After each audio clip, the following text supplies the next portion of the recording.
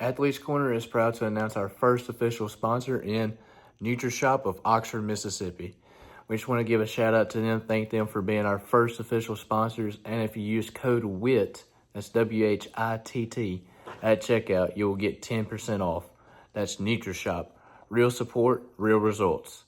Welcome back to Athletes Corner. I'm your host, Jake Whitt. This is episode 7, and we are here with AUSL Volts player Sam Show. How are you doing today? Doing good. How are you? I'm doing well. We got Sam here. We're going to answer some questions, do some trivia, the whole shebang. So, the first question I got for you, Sam, you grew up in Texas. What first drew you to softball, and when did you realize you can compete in higher levels besides just park and rec? Yeah, I have two older half siblings, a brother and a sister, so they were playing baseball and softball from the time I was born. And so, like, my first memory of seeing softball is watching my older sister's game and falling in love with the pitcher and seeing that big arm circle. And, like, from the age of like 4, I was like, that's me. I'm doing that. Um, And then realizing that I can actually compete, I was always super competitive. No matter what I was doing, it was always a competition. But I like fell in love with softball from like the age of 4, not knowing that a career could be made out of it. But I was just going to be the best no matter what. Even like I didn't even know that college softball was an option until like the summer before my freshman year of high school, going to the Colorado Sparkler tournament, and just I think my team recruiter was like, "Hey, this college is interested," and I was like, "Oh, what's that?" um, so like my time of playing softball is a lot different than now. Kids know, you can play college softball from the time that they start, which is really cool. Um, but in my head, I was always the best. So there wasn't ever like this big moment of like, oh wow, I'm better than not that I was better than everyone, but that I was like dominating. In my brain, I was always dominating. There was no big moment. Speaking into going to college, you started off playing at A&M, and then you transferred to Oklahoma State your senior year. What led to that decision, and did it reignite your love for the game, or how did you feel changing schools like that? Yeah, so I actually committed to Texas A&M as a freshman in high school. So even though I only played 3 years, I was committed to that school for 7 years. In my brain, I get there my freshman year, I start as a freshman, I play all these games, great, exactly what I wanted. Sophomore year, we got a transfer pitcher in, which was good. We needed help pitching, so my time went down pitching a little bit, but not a lot. We actually went to the World Series my sophomore year, so like everything is on track. And then my junior year, uh, playing time goes down a lot. The coach is not communicating with me on why my playing time is going down. There were games in SEC play where I wasn't, you know, playing at all, which, like, compared to the first 2 years, I was like the Friday starter, Sunday starter. Like, that was me. And then to go into my junior year, not getting starts, getting to pinch hit, just really weird things happening. And it wasn't like my numbers were bad. It was just my playing time went down. So throughout my junior year, my dad actually wanted me to transfer out my freshman year after my freshman year. And I was like, no, like I want to commit. I want to play for this team. And then just finally, like junior year, I started hating my life in College Station. I didn't like being at the softball field. I didn't want to go to practice. And so there was a moment we make it.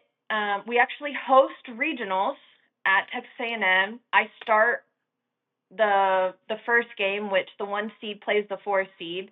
We run rule them, and that was the last time that I pitched the rest of postseason.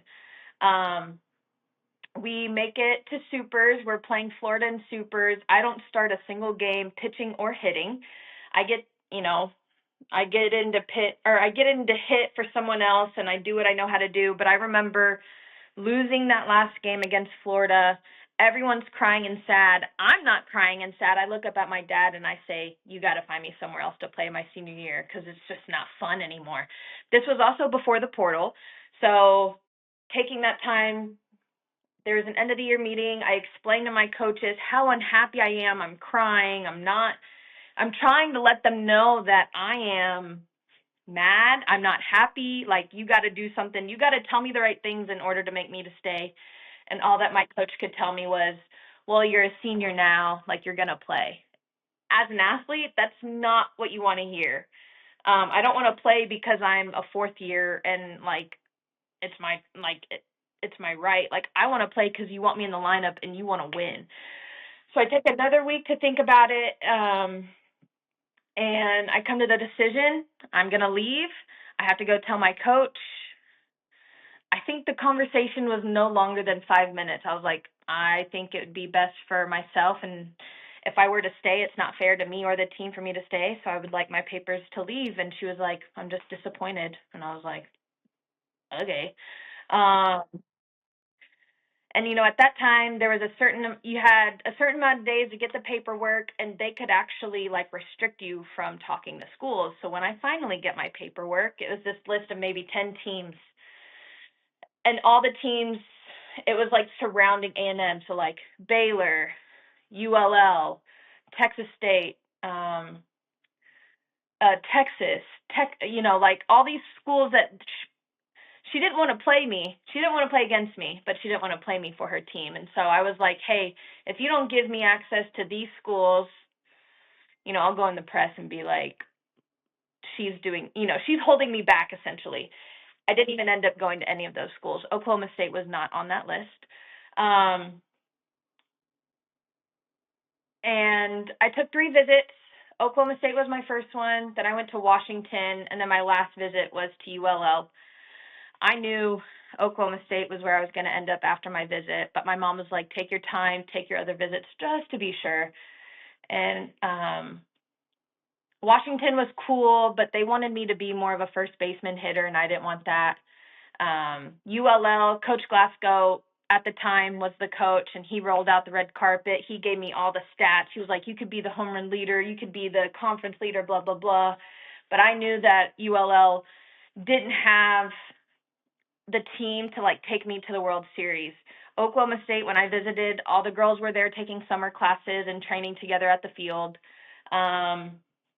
They were actively working towards that next season in the summer, and that's what I was like, that's where I need to be. So on the way home from ULL, I called Coach G, and I was like, hey, I'm coming. And I think I was up there within the week, and I started taking summer classes and training with the team. All right. You kind of mentioned it a little bit about being a two-way player. This next question is going to be about that. You've played both as a pitcher and a power hitter. How do you manage the demands of being a two-way player? Mm-hmm. It's something I've always done, so it's not like a demand in my brain. I've just been trained to be this way.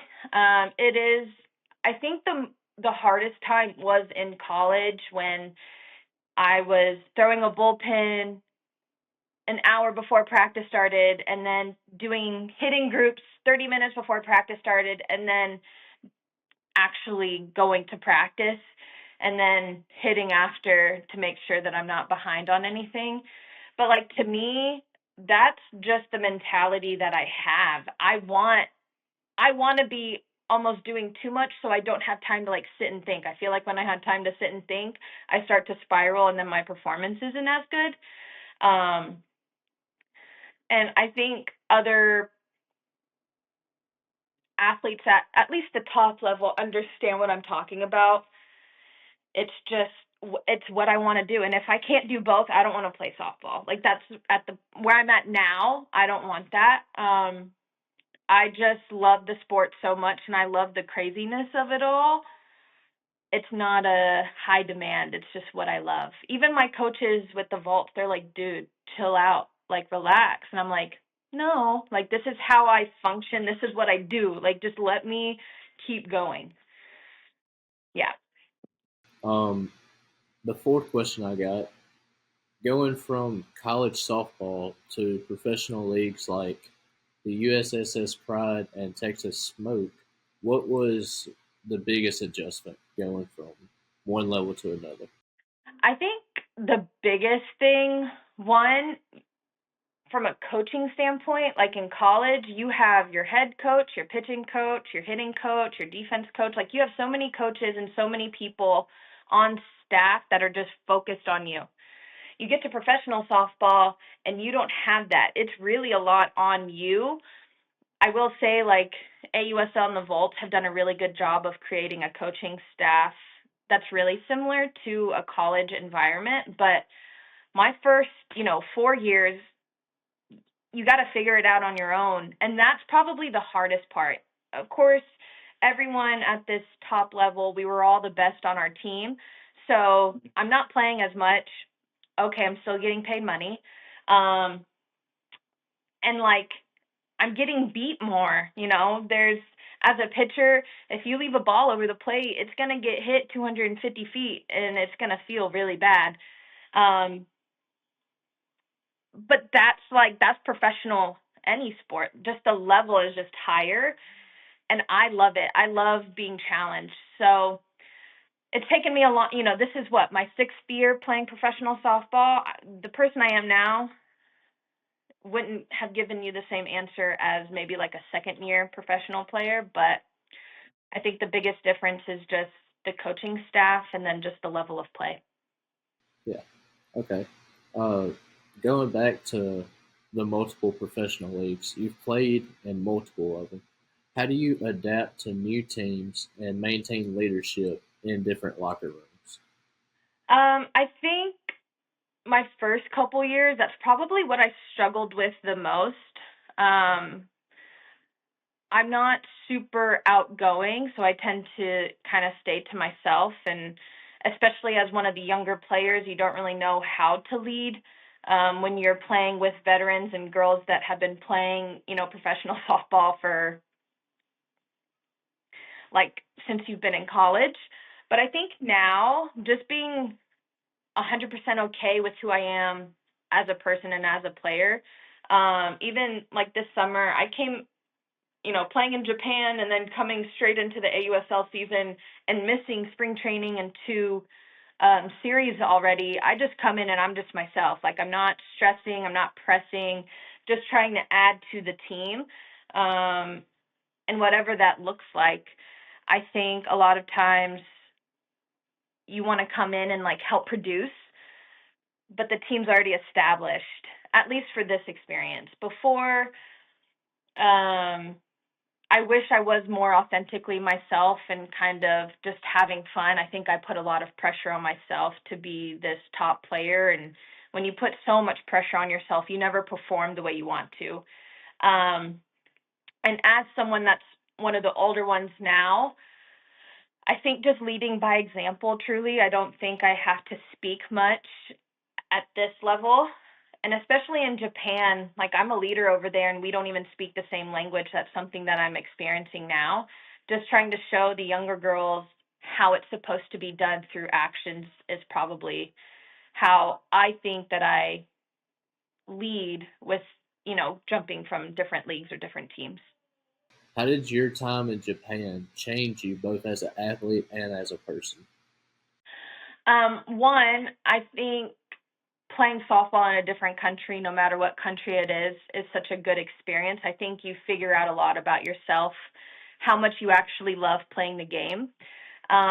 Japan specifically, um,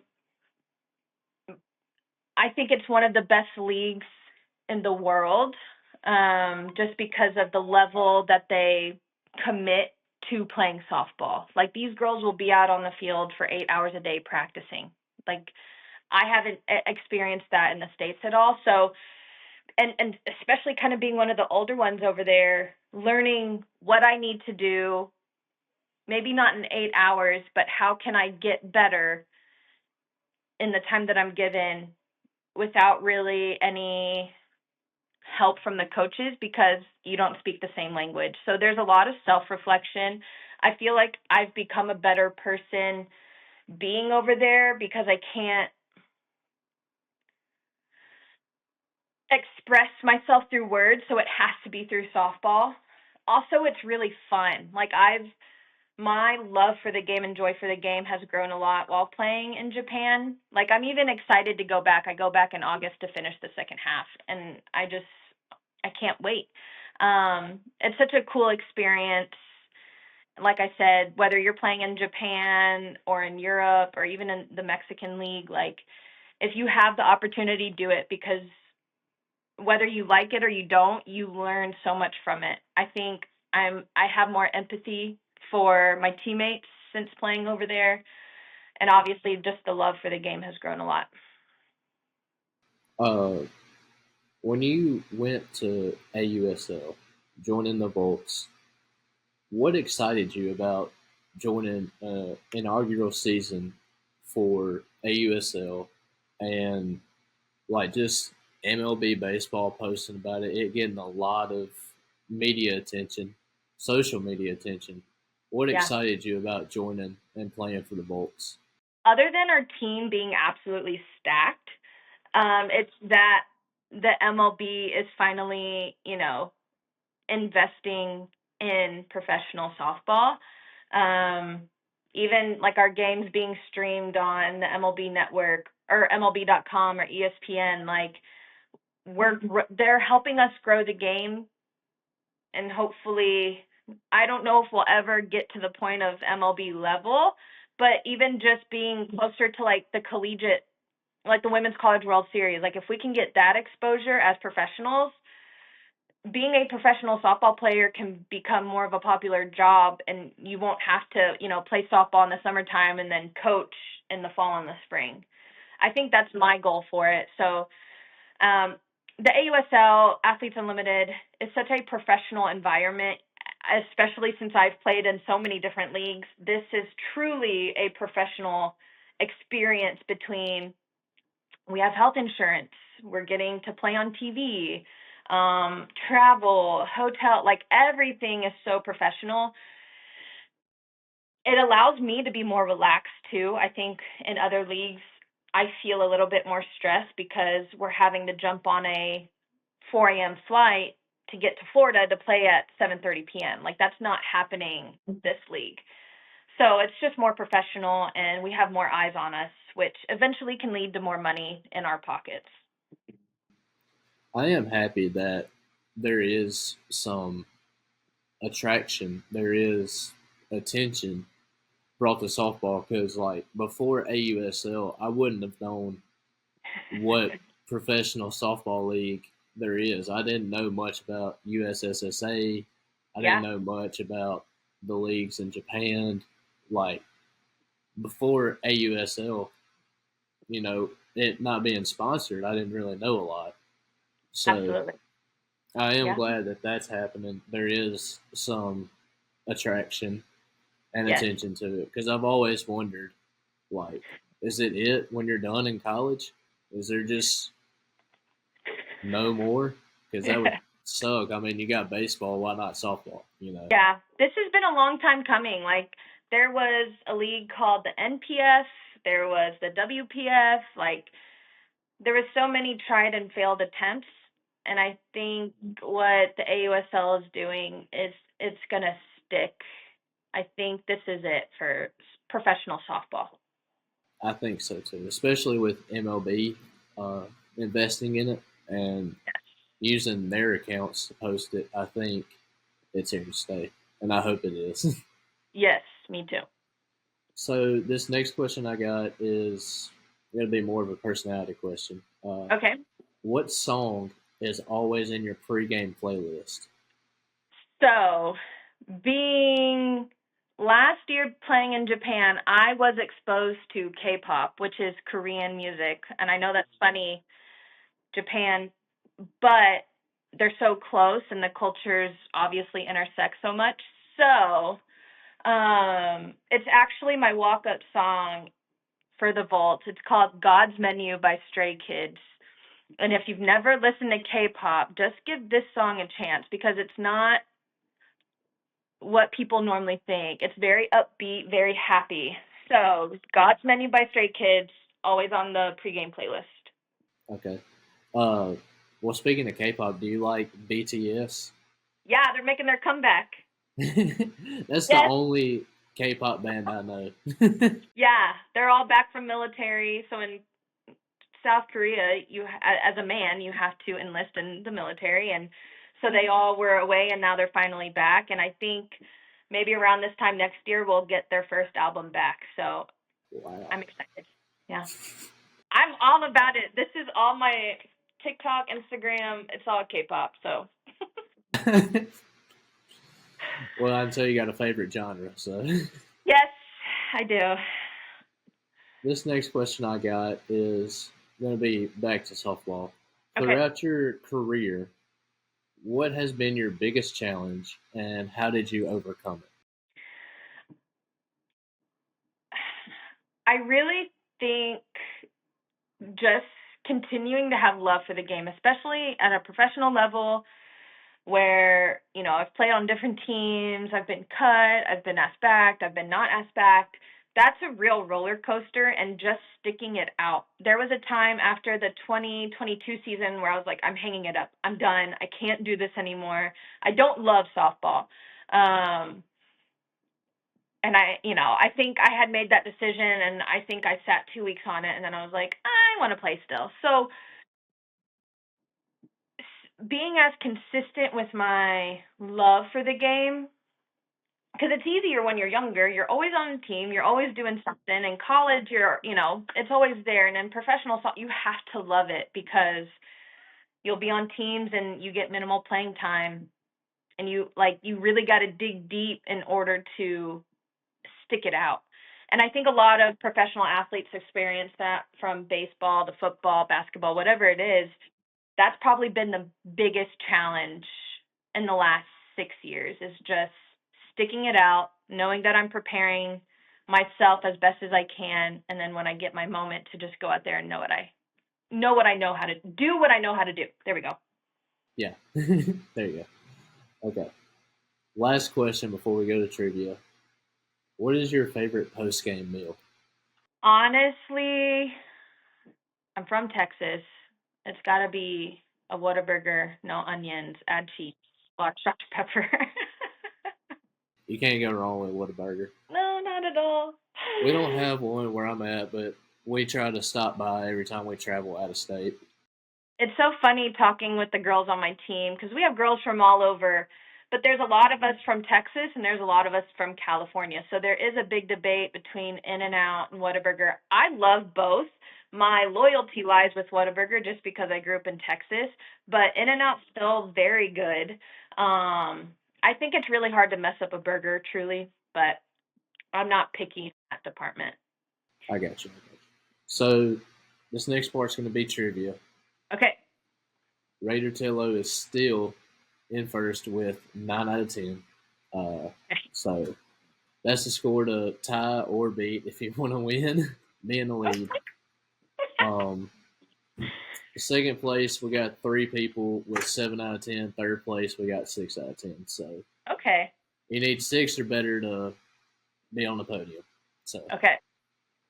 all right, first question. What is the name of the team you played for in Japan? Ogaki Minamo. Yep.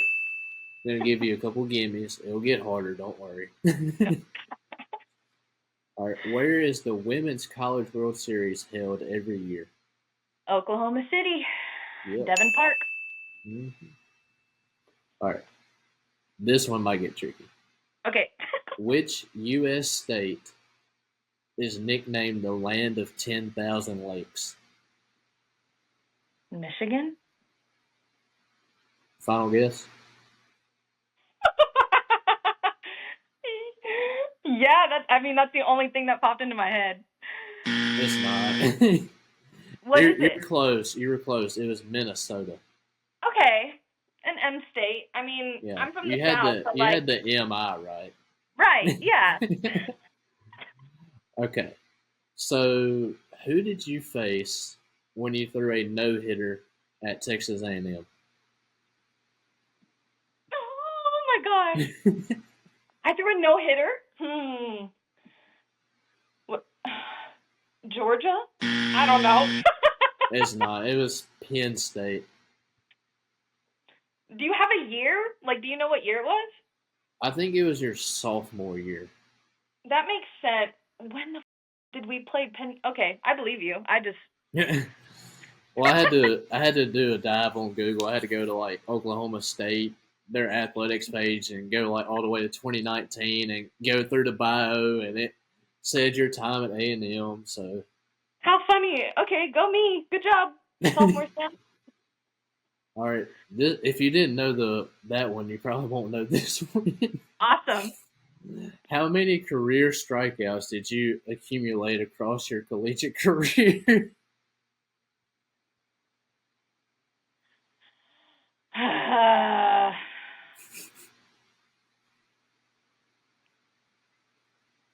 150. I don't know. That's such a low guess. I don't think I'm a strikeout pitcher, but whatever. I'll go there.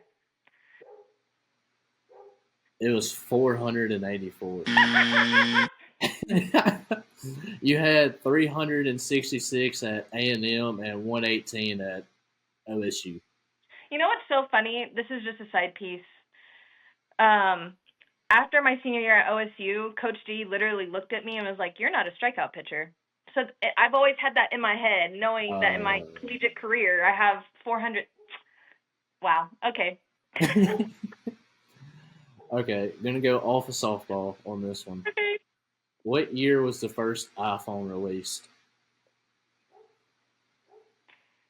I wouldn't know because I didn't get an iPhone until I was in high school.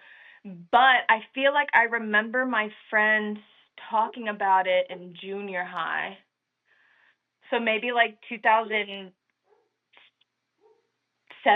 I don't know. You got it. Really? Yeah, it's 2007. Okay. Next question. What is the hardest natural substance on Earth? I've definitely heard this question asked before. And you definitely know the answer once I tell you if you get it wrong.